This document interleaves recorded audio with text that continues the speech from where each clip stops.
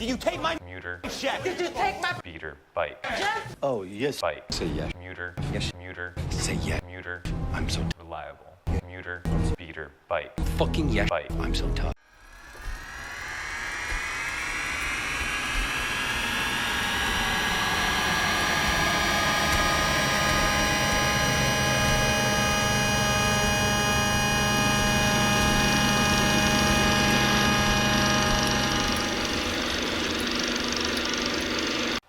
Hi there, and welcome to Bikes of OCADU. Today we're going to be breaking down one of my favorites, a classic really in any city, and that is the Commuter Beater Bike. Now this is a staple dish of many a people from all over the world. It's a lot of people's go-to, they're daily, they're most reliable, and most likely, they're most iconic. Odds are you have one friend who is known for their weird beater, and you should be no different.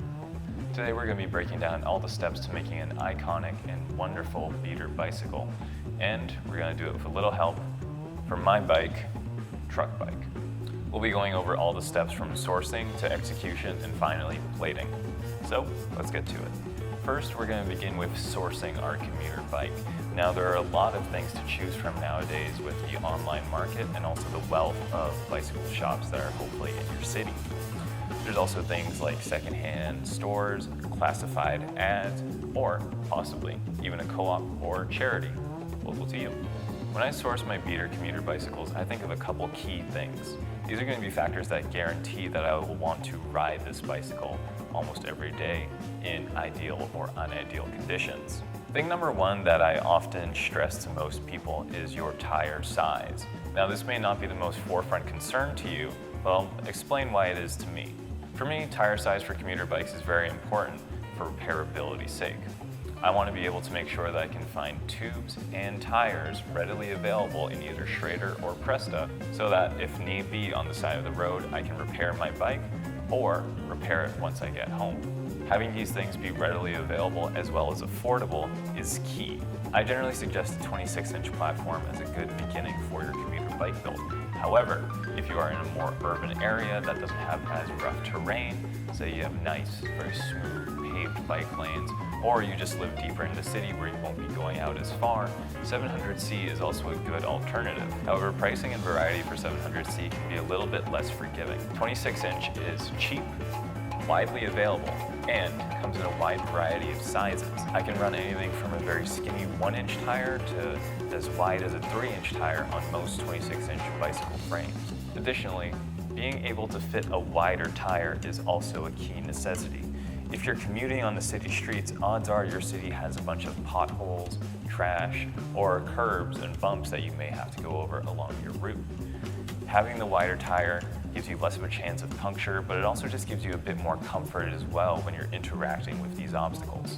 Furthermore, for comfort, I generally suggest people find a frame with a lower top tube. This means when you come to a stop and you're standing over the bike, you're less likely to injure yourself on the top tube in a grundle-related accident. Additionally, I also see a lot of folks running suspension forks in the front or even suspension in the rear with like a full squish style mountain bike. I would advise to avoid these components as they can be additional points of failure, which are things you want to avoid on your commuter bicycle. These parts can also add a lot of weight and can limit you from running things like racks or panniers, making your bike a little less practical. I'd like to point your attention to the drivetrain of the bike. Here you can see that this is 21 speed, 7 in the rear, 3 in the front. Depending on your local terrain, having a bike with gears may be necessary for you. Some folks, however, if you're in a very flat or less hilly area where your commute is a little shorter, may be able to get by it with a single-speed drivetrain. The advantages of a single-speed drivetrain is that you'll have less chain wear and less maintenance to do. This can be very advantageous if your bike is continuously left outdoors or if you're riding in adverse conditions like constant rain, snow, or in salted roads. If you are going to go with a geared bike, especially an older one, I would suggest to go in the range of a 5-speed rear cassette to an 8-speed rear cassette. These cassettes are very standard and they all use the same chain size. These chains are relatively affordable as they're the most common on the market. In my opinion, having more gears up front may actually be more beneficial than having more gears in the rear. Being able to shift in the front gives you a wider variety of gear ratios, making things like climbing or sprinting a lot easier. Now, I doubt that you would be trying to run wireless shifting on your beater bike, but if you are running wired, I would opt for the friction shifter. Friction shifters are both widely available from secondhand bike shops, as well as brand new from a few companies that are still making them today. This technology, while more antiquated, is, however, more reliable, as you have the ability to trim gears to the exact point that you need, preventing misshifts or chain misfeeds between the gears. Friction shifters are also a lot more serviceable, and you have to worry less about compatibility between shifters, derailleurs, and any other components on your bike. Brakes are one of the last things we need to discuss about sourcing. It's quite common to find rim brakes for commuter and beater bicycles, and I would suggest that you stick with that. While disc brakes do perform better, they are slightly more finicky in the mechanical sympathy that they require. Having disc brakes, you'll need to service them more often, and it's likely to cost you more money. Rim brakes are much more readily available and have a wider variety of parts that can work with them. That was our final bit of sourcing. Let's now move on to the execution. Once you have the frame or donor bike that you'll be using, it's time to move on to the execution. This is where we personalize the bike to your specific needs for commuting. Do you live in an urban area? Are you coming from far away in a rural area? Do you have a lot of hills or steep descents that you need to navigate? These are all concerns that we'd address here in the execution phase. This is when we can now customize the bike to our particular needs. For me personally, my commute is roughly 17 kilometers that I can cover in roughly an hour. So I like to be comfortable in this time since I spend a good chunk of my day in the saddle. Starting at the saddle, you'll see that we have a pillar-style seat post and a relatively generic saddle.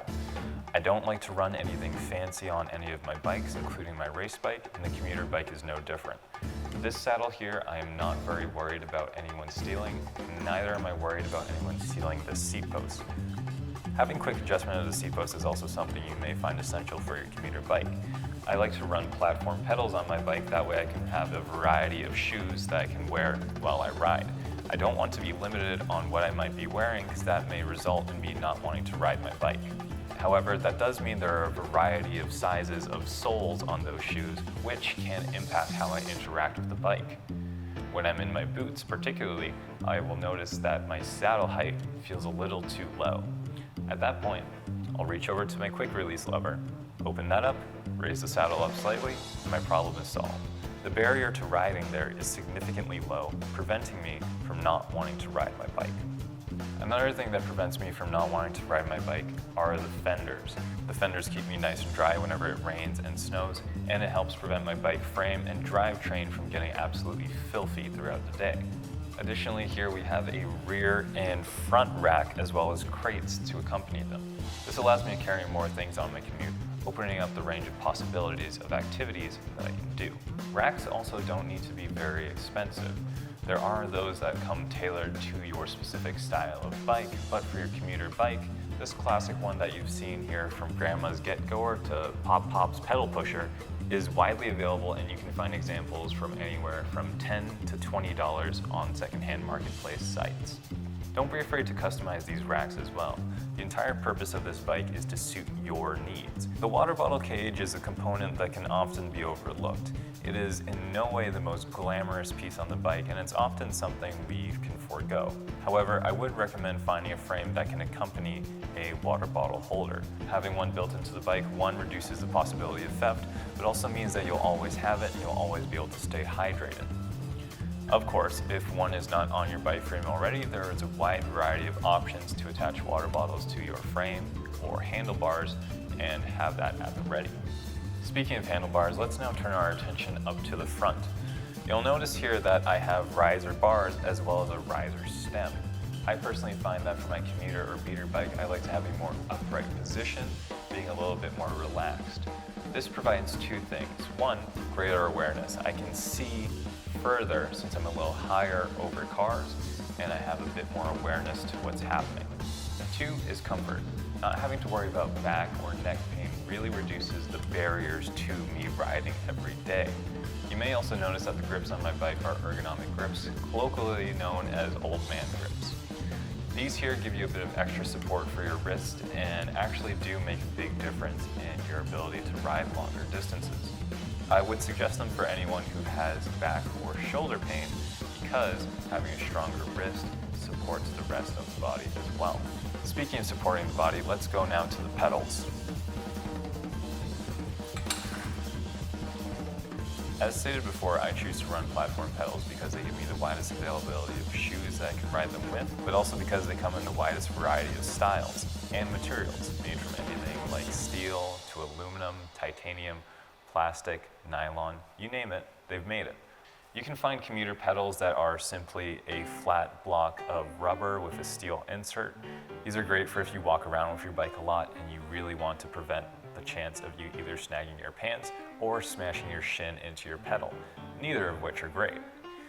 If you are going over rough terrain and you feel like you need a better hold of your bike, you may want to look for more mountain bike style pedals with knobs on them. These here really grip into my boots and give me a lot more feel for the bike. Additionally, I like to ride ones that are wider and chunkier, giving me a better feel of stability on the bike. There are all sorts of styles out there, so don't feel limited to what's in your local bike shop.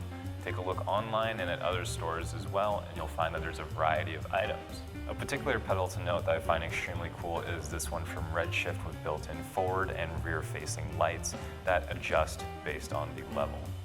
That will pretty much close us out for the execution part of our Commuter bike build, and it's now time to move on to the plating.